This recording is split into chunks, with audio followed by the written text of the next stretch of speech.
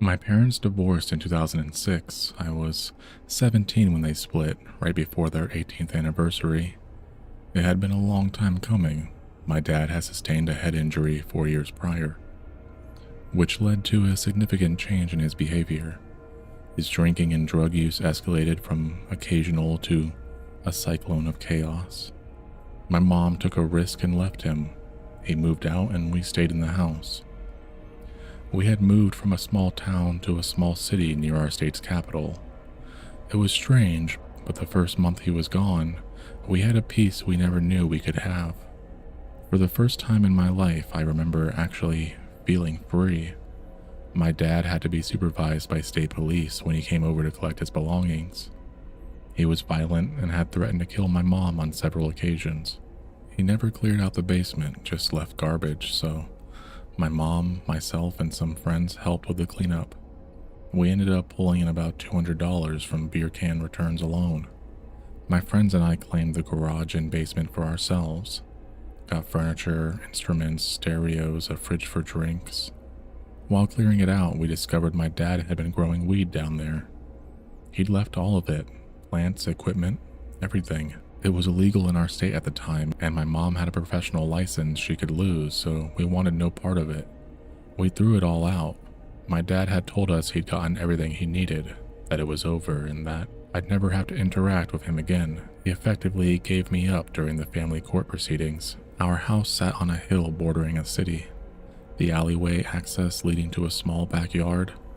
The basement could only be accessed from the outside via a padlocked door. The house was next to a diner and a storage garage, both closed after 5 p.m., with other houses on the street along the main road connecting to a small highway. I don't remember exactly when it started, but my dad began calling the house nightly, drunk, accusing my mom of cheating despite already living with another woman himself. Some nights he'd call crying, other nights he was just belligerent. Then people started prowling around the house. It started subtly until my special needs sister began seeing a ski-masked man at her window. I started chasing people away with a bat, sometimes alone, sometimes while watching my sister while my mom worked her multiple jobs. I started working too, and most nights I'd wait up and patrol the house just to make sure everyone was safe. Most nights it was nothing. I developed a serious trauma response and had a caffeine addiction from always being on edge. I suspected some of my dad's friends were involved, especially given their interest in the basement. I'm not a small person. I had trained to play D1 football before giving it up, and I was still in shape, strong and alert. One night I was woken by someone tampering with my bedroom window. I looked out and saw a man in a ski mask trying to pry it open. He had a large hunting knife in his mouth. I dropped to the floor and crawled out of my room into the living room, grabbed the Louisville Slugger I kept near the front door, put on my shoes and jacket against the winter cold, and snuck outside. I confronted the man I recognized as one of my dad's friends. He started mocking me, talking trash. When he swung the knife at me, I pulled back and hit his shoulder with everything I had. I heard bones crack and his shoulder moved unnaturally, and he collapsed into the snow. I straddled him and removed his ski mask and started hitting him. My mom and neighbors rushed out and pulled me off. While we waited for the cops, he regained consciousness and tried to run. His movements were labored. He managed to flag down a passing car and escape before we could stop him. This was before Ring doorbells and home security systems were common. We gave our statements to the police and they confiscated his knife. Things went quiet for a while, but that summer, I cornered the same man in our backyard. He demanded his equipment back from the basement. I told him we'd thrown it out. He charged at me and I picked up a large garden brick from the pile we kept back there and swung it overhand, hitting him in the same shoulder I'd hit months before.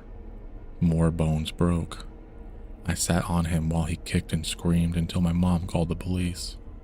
This time they arrested him. They told me I had broken his collarbone and that he wanted to press charges. Nothing ever came of it. After that, everything stopped. My dad later admitted he had been involved and expressed no remorse. No remorse whatsoever for having sent these men after his own kids and ex-wife. That admission permanently altered whatever was left of my relationship with him. I saw that man during the pandemic at a public gathering. I'm not the same person I was back then, but I was glad to see he still had a healthy fear of me. Another one of the men involved was at the same event recently. Very cautious, mentioning he didn't want me to do what I'd done to his friend. These were guys who used to run with genuinely dangerous people. It meant something that they gave my family a wide berth. There are consequences for all decisions. Always.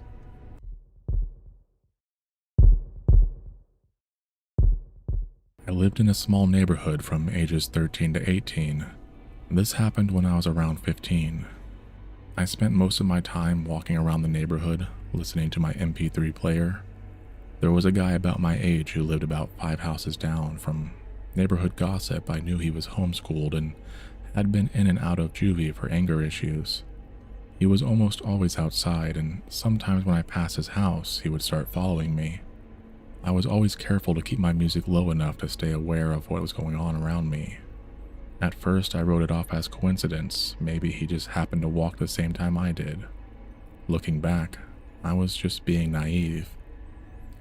As time went on, he got closer and closer when he followed me, until eventually he came up right behind me. He said things into my ear that I won't repeat here.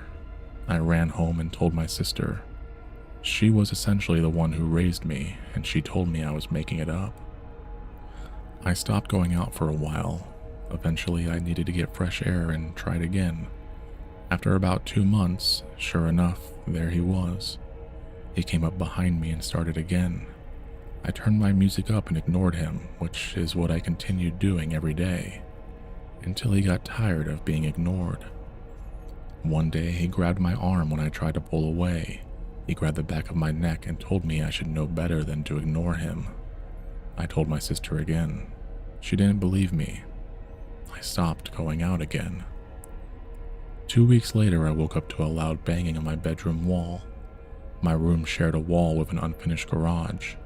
No concrete floor, no back door, easily accessible from outside. My sister was out of town. My dad was deaf and bedridden. It was just me. My bedroom also had its own door to the outside. I ran over and locked it and lay down and waited for the banging to stop. It didn't stop. I called my cousin who lived down the street. Her boyfriend drove straight over and pulled into the backyard with his headlights blazing into the garage. The light caught the guy from down the street holding a large knife. He took off running and my cousin's boyfriend followed. I called the police. They came, took a statement, and told me there was nothing they could do. Other than trespassing in the garage, he hadn't technically done anything. I never walked in that neighborhood again. What still unsettles me years later, how did he know which wall my bedroom was on? How did he know I was on the other side of it? How did he know my sister was gone or that my dad couldn't do anything? I had never locked that door. He had been inside the house before, I reckon. If my cousin's boyfriend hadn't shown up when he did. I don't like to let myself finish that thought.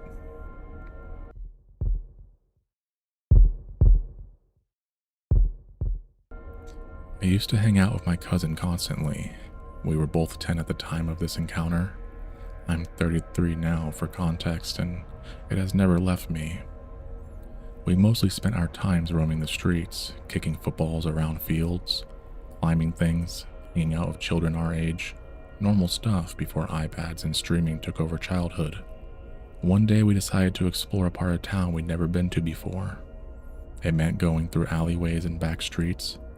The route was supposed to end about 2 or 3 miles from my house, which was the safe part of the neighborhood. It was a sunny day, not too warm. We'd been walking for what felt like miles. We got bored before finishing the planned route and decided to take a detour home through an alleyway, the kind with terraced houses on left and steel fences with sharpened points on the right. Partway through, the mom of a kid from our school leaned out and shouted at us to ask what we were doing there. We ran. We didn't even like her son, and her tone was accusatory. As we bolted, we bumped into another kid coming from the other direction. "Don't go that way," he said, and kept running, his voice fading as he disappeared down the far end of the alley. We kept going. The alley got darker under the trees and foliage. Then we emerged from the other end. That's when we saw him. A boy around 10 or 12 standing completely still. His eyes were vacant, empty in a way that's hard to describe. The lower half of his face was covered with something like a Halloween mask or veil. It was June. Halloween was months away. As we got closer, we noticed he was holding a kitchen knife, both hands on the handle, blade pointed towards his chest. The sunlight caught the steel. We cracked a nervous joke, something about cooking outside. He looked at us with zero expression. Nothing. We realized he hadn't moved at all, not a muscle. The knife hadn't been raised or pointed in our direction, just held close to his chest. We watched him blink. That was the only movement. Going back down the alley didn't feel like the safe option. In front of us, though, was a steep hill leading up the road, about 2 or 3 minutes from my house. We started walking up it, keeping our eyes on the boy the whole way. When we reached the top and looked back down, he had shifted the knife to one hand and was holding it at his side, but he hadn't moved from the spot. He was staring straight back up at us, still no expression. We told our parents and they called a local community enforcement team to check the area. Apparently the boy was found, still with a knife, but we were never told who he was, why he was there, or what he had been doing. 23 years later, I still think about it.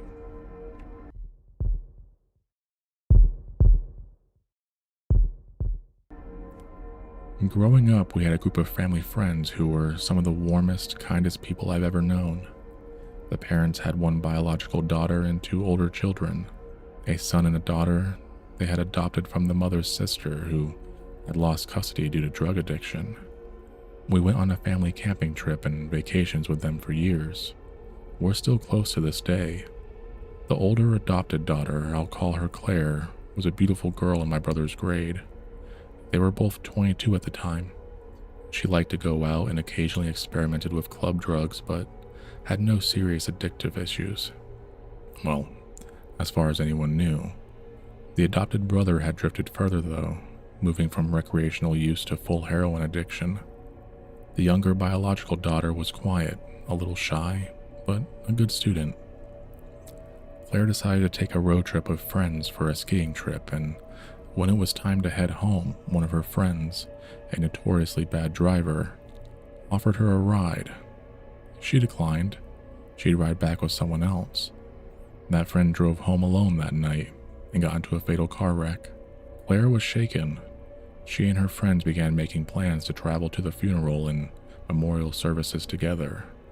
On the drive there, their car went off the road and flipped. The car caught fire. The police later explained that a spark had ignited the gas tank. An incredibly rare occurrence, they said. The driver, who had been deeply in love with Claire, managed to escape from his seat. Claire had been knocked unconscious and was still buckled in. Despite everything he tried, he couldn't get her out. My brother used to say her death was inevitable, that it was meant to be.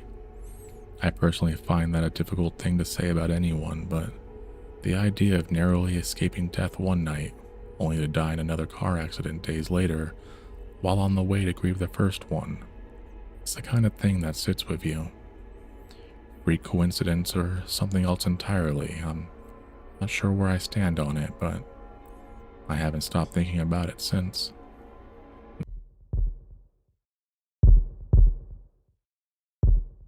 This happened when I was in 7th grade, 12 years old. At the time, it was just my mom, my little brother, and me living in a rental in a rundown, low-income area of Oregon. We moved in during the summer, and we were welcomed by our next-door neighbors, which wasn't entirely uncommon for the area, but wasn't exactly typical either. My mom worked 8 to 5 every day, so my brother and I rode the bus home from school together. A cousin would sometimes come back with us and wait until her parents picked her up. One afternoon, I came home and noticed our only laptop was gone from the counter. I assumed my mom had moved it. When she got home that evening, we established that a lot of things were missing. My iPod, my wallet, my mom's safe with her handgun in it, and various family valuables. We called the police. They determined the person had likely slid through the dog door in the garage. and came in through an unlocked eternal door. Officers sat in their cars on the curb overnight and said they'd keep closer watch on the house. My brother and I slept in my mom's room. I was terrified. The next day we locked everything. It was a Wednesday and a half day at school, so I rode the bus home around noon with my cousin. I used the key my mom kept under the mat. We hung out for an hour or two until her mom came and picked her up. After she left, the closet door right next to the front door slowly opened. A man stepped out, skinny, looked about 35, but I'd later learn he was only 26. He was shaking constantly, eyes intense, face deeply sunken, the look of someone who hadn't been well for a long time. I recognized him immediately. He was our next-door neighbor. We stood there staring at each other. His face registered surprise at first. I think he assumed everyone had left when my cousin did, and then it shifted into an amused smirk when he realized I was alone. He started walking towards me. I was frozen, completely unable to process what was happening. He grabbed me hard by the shoulders and told me I was pretty. He began pulling me towards him. Something took over. I buckled my knees suddenly and let my full body weight drop, ripping myself out of his grip. When he bent down towards me, I heel kicked him as hard as I could. I played soccer and had wrestled with the older neighbor kids often, so I had some power in that kick. He yelled and went down to his knees, cupping himself. I ran past him, out the front door, and sprinted 6 houses down to a kid I rode the bus with. His mom was home. She called the police and my mom while I waited. When the police got to the home, he was gone. But he managed to grab a few more small things on his way out. I gave my statement identifying him as my next-door neighbor. He was caught the same day, selling our belongings at a pawn shop in town. He ended up being a crystal meth addict. The drug use had made him physically weak, which is probably the main reason I was able to break free. He claimed the high had heightened him sexually, which is apparently why he decided to attack me when he realized I was alone in the house. What came out afterwards was the part that stayed with me the longest. He had been watching our family for months, learning our schedules. At some point he had taken the key from under the mat, made a copy, and put the original back. So my brother and I would keep using it, never knowing. The police were surprised he was smart enough to do that, given how diminished he appeared in every other way. He was already on parole, and that attack added decades to his sentence. I slept in my mom's room for the next year.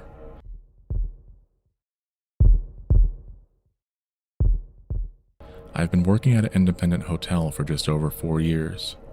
We are the top-rated hotel in our city, and I'm quite proud of that. I mostly work housekeeping, though I've done time at the front desk too. I love this job. I've seen some things over the years. A room with a dog, a kitten, and a chicken. A stayover room with professional camera equipment, tripods under the bed, and adult-sized nappies. A room we had to call the police on after we found enough drugs and firearms to warrant a raid. But today was the first day, the first time I've ever actually felt scared to be in a guest's room. I was finishing up a vacated room when the man in the next door caught me at my supply cart. He was booked in for several days and told me I could go ahead and clean his room. He was heading down for breakfast. I went in, propped the door open with a stopper as we always do, and immediately noticed he had about 20 prescription bottles lined up on one of the 2 beds, along with insulin and needles. I'll admit, I'm nosy. I wanted to know what he was on. Oddly, it was only 2 types of medication across all 20 bottles. Roughly 2/3 were diabetes medication and the rest were for cholesterol. A lot of bottles for just 2 prescriptions, but I filed it away and moved on. The bedding had been stained, so I needed to do a full change. I left to grab clean linens and came back, propped the door open again, and set the sheets on the desk chair. That's when I caught the word "kill" on a note sitting on the TV unit. I dropped the linens and looked closer. The first note made my blood run cold. You don't have to forgive her. You just can't kill her. You are here to take money and alcohol away from you. Get over having to kill her, and you can safely leave. My heart was pounding. The second note looked like a to-do list at first glance. Spray and wash, apply for Medicare, insubordination. The soul is healed by being with children. Bank card follow-up, inheritance savings, map, Montana. There will be a day of reckoning. Did you tell Mom what I said? How did Bev get my address? I photographed both notes immediately and left the room, pulling the door shut behind me. As it closed, I turned around and the man was 10 feet away, coming back from breakfast. I managed to smile. I need more supplies. I'll be back in your room in a bit. Then I walked straight to the elevator. I found our maintenance man waiting there and told him in a low voice what I'd found. He could see I was shaken, not a normal state for me. He rode down with me and I went directly to my supervisor and told her that for the first time in 4 years, I was not comfortable going back into a guest's room. I showed her the photos and her face went pale. She brought in the general manager. They agreed immediately. Our maintenance man was to accompany the manager upstairs and the guest was told he had an hour to collect his belongings and leave. He was not welcome back. I spent a few minutes in the laundry room trying to calm down. My boss came back up to the floor with me and stayed until the man was out of the building. I don't know what was going on in that room.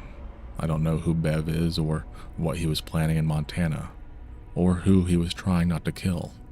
What I know is that note was written by someone in a very dangerous place and, for whatever reason, he'd chosen to spend several days in our hotel.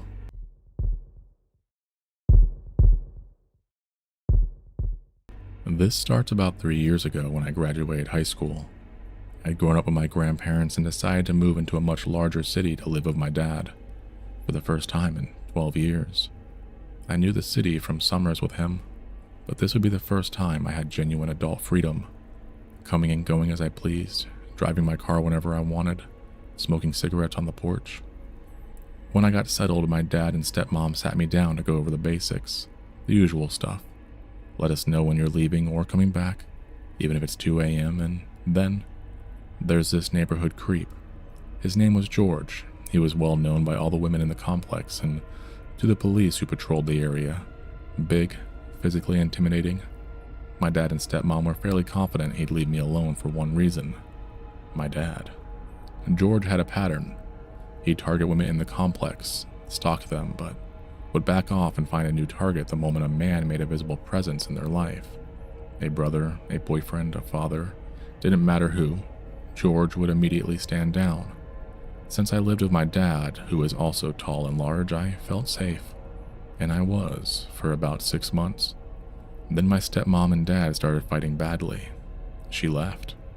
One night I was on the porch having a cigarette and scrolling my phone when I happened to look up. George was standing about 15 feet away, partially behind a tree, staring at me. I stubbed out the cigarette and went inside, locked everything, told myself I was being paranoid. The next morning I went out for my coffee and cigarette, and minutes later George emerged from his apartment to look my way. That became the pattern. Every time I appeared outside, he appeared. It was like he stood at the door watching for me. If my dad came out with me, George wouldn't show his face at all. The other women in the complex had already tried calling the police. He lived there, and staring isn't a crime. There was nothing to be done. Things slowly escalated. Once my stepmom left, I had access to her parking spot, which gave me 3 different routes from my car to the apartment. One of them passed about 5 feet from George's door. Since I got off work late most nights, I avoided that route entirely, but he started appearing on the other paths too. Not right on the concrete, but a few feet off on the grass, half behind a tree. Somehow thinking I couldn't see him.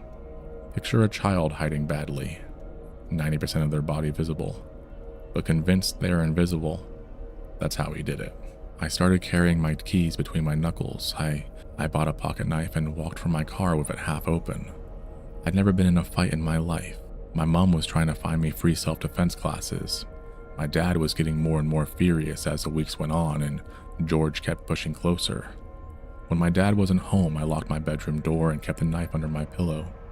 I Skyped with my boyfriend all night so someone could call 911 if something happened. I put heavy flower pots in front of my bedroom window so nobody could open it silently. I started smoking on the floor of the porch, below the wall, out of sight but angled so I could see if he approached. Nightmares every night. This went on from November to May.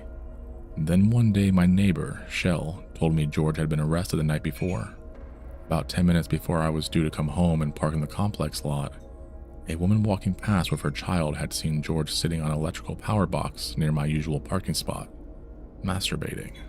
He was gone for a few days and then he was back and went straight back to his routine.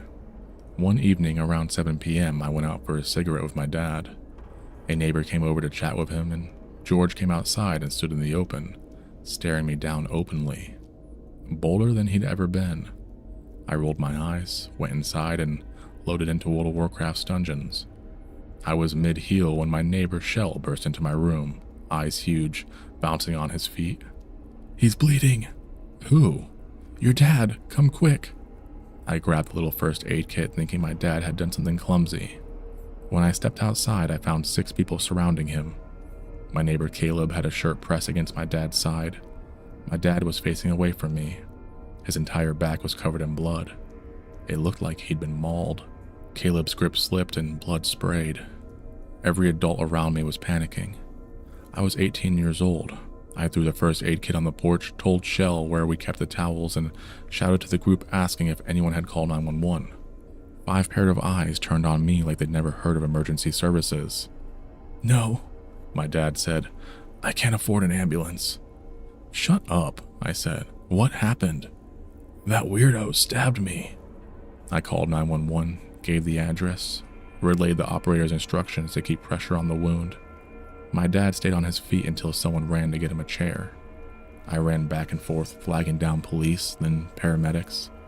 I wanted to scream at them to move faster, and I learned later that day they don't run to scenes because adrenaline causes mistakes. They got my dad into the ambulance. Police stopped me from getting in. I had to stay and give my statement. My dad shouted at me to call his boss. I stood on the sidewalk for 2 or 3 hours, giving my account, waiting for updates.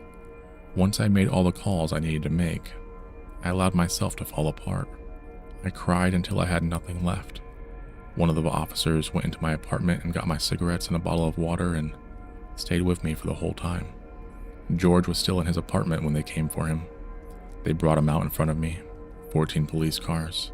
He kept trying to stare at me and I stared back. One of the officers used his flashlight to block George's line of sight of me. I pieced together what happened from my neighbors while my dad was in the hospital for 9 days. He had shouted at George to leave his daughter alone. George had shouted back to say it to his face. My dad hopped the porch and walked over. George had a 12-inch blade held against his leg, hidden. He struck out with empty hand to draw my dad in, then drove the knife into his back. It missed his kidney narrowly, traveling upwards and punctured his lung and damaged his diaphragm. My dad didn't initially realize he'd been stabbed, thought he'd been punched in the kidney, and got George into a headlock and hit him repeatedly. George dropped that knife, reached down, picked up a second knife he'd been hiding, and stabbed my dad again in the upper back. When Shell came running outside screaming, my dad realized what had happened.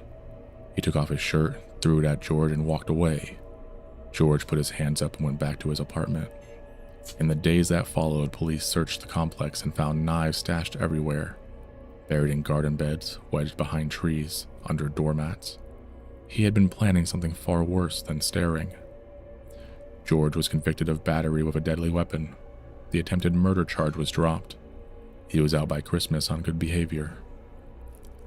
My dad and I have lifelong restraining orders. George has never approached me since. My dad has had 3 surgeries trying to repair the internal damage. We're hoping the last one finally improves his quality of life. In the weeks after it happened, woman after woman in the complex came up to me and asked me to thank my father for them. Several had been stalked to their apartment doors. Some had worse happen. They all said they believed he was finally gone for good. I still feel like it was my fault. I'm working on that in therapy. What I know is that my dad fought my battle for me and nearly died doing it.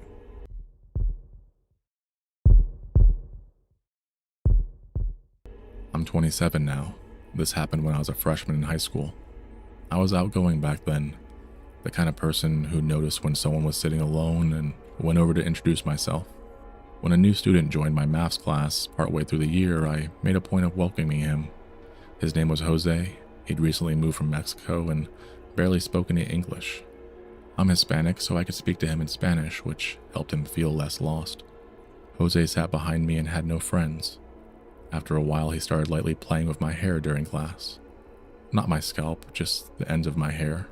Barely noticeable. I assumed he had a crush on me. I didn't think much of it. This went on for 2 or 3 months and became kind of a routine. He said he really liked my hair. Toward the end of the stretch, he suggested a game. We'd each write down things that we loved most in life, then swap papers. I wrote my family, my faith, my friends. He asked for specific names, said he'd share his list too, so I wrote them out. One day in class, he leaned forward and said, "Can I show you something? You can't tell anyone, or you're going to have to pay for it." I thought maybe he was going to ask me out. He put a Ziploc bag on the desk between us. It took me a moment to understand what I was looking at. It was full of hair. My hair. Months of it. Then he pushed up his sleeve. His arm was covered in scars. Old ones and fresh ones. There was an open wound from the night before. He took a piece of my hair from the bag and pressed it against the wound. "You are mine now," he said. "I know who you love and what you love. If you don't do as I say, you'll pay for everything. These are all the scars of the souls I own. Anything and everything that happens from now on, think of me." He smiled. I ran out of the classroom crying and went straight to the office. I asked to speak to my counselor immediately.